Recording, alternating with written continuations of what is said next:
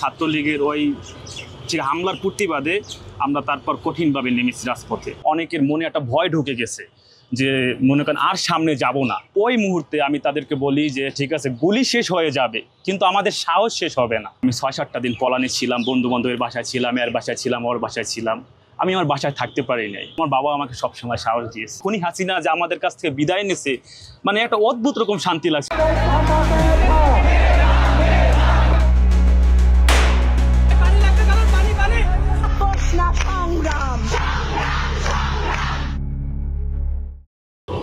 বাংলা নিউজের স্মৃতিতে অম্লান 36 জুলাই অনুষ্ঠানে সবাইকে স্বাগতম। আজ আমাদের সাথে আছেন কবি নজরুল কলেজ ছাত্রদলের আহ্বায়ক কমিটির সদস্য তসলিম শুভ, যিনি জুলাই আন্দোলনের শেষ মুহূর্তে যার একটি কথা এতটাই ভাইরাল হয়েছিল, সেই কথাটি হলো পুলিশের গুলি শেষ হয়ে গিয়েছে তবু সাহস শেষ হয়নি। সেই কথার কারণেই ওই দিন তারা বিশেষভাবে আবারও পিছনে হঠাৎ থেকে এগিয়ে গিয়েছিল। তো আজ আমরা তার জুলাই আন্দোলনের গল্পগুলো তার কাছ থেকে জানবো। আপনাকে সরাসরি প্রশ্ন করি, আন্দোলনে কিভাবে যোগ দিলেন, বিশেষ কি স্মৃতি আছে আপনার? জি, আমি মনে করেন প্রথমতে ওই 7 তারিখ আমাদের কলেজের ক্যাম্পাস থেকে নেমেছিলাম আন্দোলনে।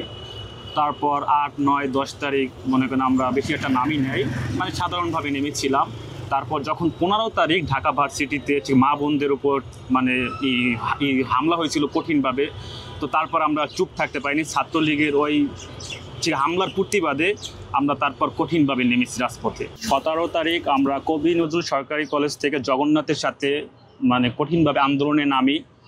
তারপর ওই জায়গায় মানে ওই আমাদের এক বন্ধু গুলিবিদ্ধ হয় এবং জগন্নাথেরও মনে করেন একজন গুলিবিদ্ধ হয়। ওই দিনকে আমাদের আন্দোলনটা ছিল অনেকটা কঠিনভাবে। তারপর থেকে 18 তারিখের ঘটনা আমি বলি। 18 তারিখ যখন আবার মনে করেন আন্দোলনের ডাক দেয়, তখন আমরা জগন্নাথের সামনে আর গিয়ে আন্দোলন করতে পারি নাই। আমরা যে যার অবস্থান থেকে আন্দোলন করি। আমি বিশেষ করে রামপুরাতে আন্দোলন করি। তো রামপুরা টিভি সেন্টারে যখন পুলিশ বাহিনী ঠিক আছে, পুলিশ লীগ যখন ব্র্যাক বিশ্ববিদ্যালয় এবং ওই পাশে ইস্ট ওয়েস্ট ইউনিভার্সিটির পোলাপাইনদেরকে ঠিক মারতাছে, ঠিক আছে, গুলি করতেছে, তখন ওই অবস্থায় মানে আমরা তাদের পাশে গেছি, ঠিক আছে, ছাত্রদল আমরা তাদের পাশে গেছি। তো তাদের পাশে যাওয়ার সময় ওরা মানে কী বলবো, ঠিক এমনভাবে গুলি করতেছে আমাদের প্রতি। তো ওই গুলি করার কারণে আমরা যারা ছাত্র জনতা ছিলাম অনেকের মনে একটা ভয় ঢুকে গেছে যে মনে করেন আর সামনে যাব না, এরকম একটা ভয় ঢুকে গেছে। ওই মুহূর্তে আমি তাদেরকে বলি যে ঠিক আছে, গুলি শেষ হয়ে যাবে কিন্তু আমাদের সাহস শেষ হবে না। তো ওইটা শোনার পর ছাত্র জনতা আবার তাদের প্রাণ ফিরে পায়, আবার তাদের সাহস ফিরে পায়। তারপর আবার আমরা তাদেরকে ধাওয়া করতে শুরু করি। তারপর পুলিশ আমাদের কাছ থেকে ঠিক আত্মসমর্পণ করতে শুরু করে। 18 তারিখ যখন রামপুরাতে আন্দোলন ছিলাম, তখন ওই ছাত্রলীগের এবং পুলিশের বাড়ি পড়ে আমার মাথায়। যখন আমি একটা গোল চত্বরে পড়ে যাই, ঠিক আছে, পুলিশ আমার ব্যারিকেড দিছে, মানে আমার মাথায় বাড়ি দিছে। ঠিক আমার ভাগ্যটা ভালো, ওই দিনকার মনে করেন ঠিক আমাকে গুলি করে নাই পুলিশ। তো ওই বাড়ি দেওয়ার কারণে আমি ওইখানে অজ্ঞান হয়ে যাই। তারপর আমার এক বন্ধু ওই ঢাকা মেডিকেল নিয়ে যায়। ঢাকা মেডিকেল নিয়ে যাওয়ার পরে ওইখানেও ছাত্রলীগ আবার আমাদের প্রতি হামলা করে। মানে আমরা চিকিৎসাটা নিতে পারি নাই ওই সময় ভালোভাবে, বুঝতে পারছেন। আমার মনে করেন কি বলবো, ঠিক আছে, এখনও মনে করেন আমার চিকিৎসা চলতেছে পিজি হসপিটালে। আমার মাথায় সমস্যা, নিউরোলজির, এখনও চিকিৎসা চলমান। তারপর ওই আমাদের কলেজের ওই পাশে সূত্রাপুর থানায় ঠিক আমার নামে মামলা হয়েছিল, ঠিক সন্ত্রাস বিরোধী মামলা হয়েছিল এমন কিছু। তো আমি শুনলাম, ঠিক আছে, আমার সিম ট্যাগ করেছিল পুলিশ ডিবিতে। তারপর আমি 6-7টা দিন পলানে ছিলাম, বন্ধু বান্ধবের বাসায় ছিলাম, এর বাসায় ছিলাম, ওর বাসায় ছিলাম। আমি আমার বাসায় থাকতে পারি নাই, কারণ এই মনে হয়েছে এই কখন জানি পুলিশ, এই কখন জানি ডিবি আমাকে ধরে নিয়ে যায়।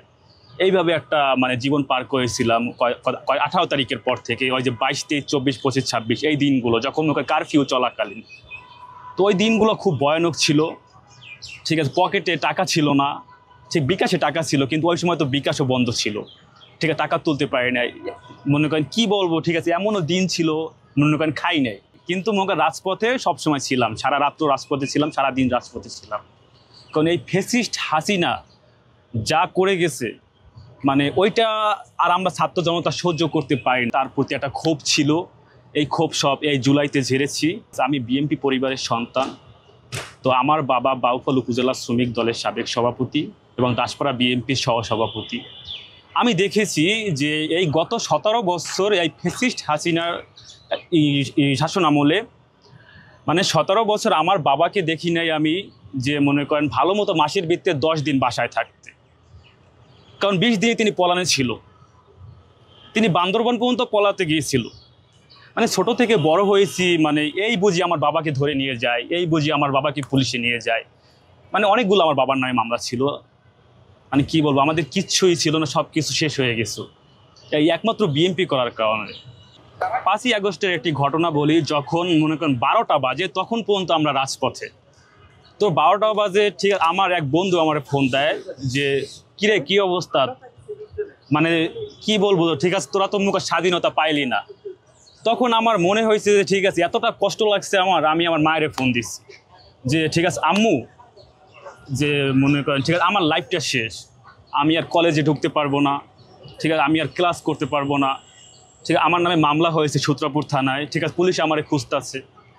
মানে এরকম একটা ফিল হয়েছে। আমি আমার বাবারে ফোন দিয়েছিলাম যে বাবা এই বুঝি আমার লাইফটা শেষ, কিন্তু আমার বাবা আমাকে সবসময় সাহস দিয়েছে। তিনি বলেছে কিছু হবে না, তুমি দেশের জন্য যদি শহীদ হও তাতে আমার কোনো আফসোস নাই, তুমি দেশের জন্য দেশের মানুষের জন্য লড়াই করে যাও। তো তারপর থেকে যখন কয়টা 2টা বাজে তখন পর্যন্ত আমরা রাজপথে, তখন পর্যন্ত বিজিবি পুলিশ আমাদের প্রতি গুলি ছুড়তেছে, আক্রমণ করতেছে, এরকম কিছু।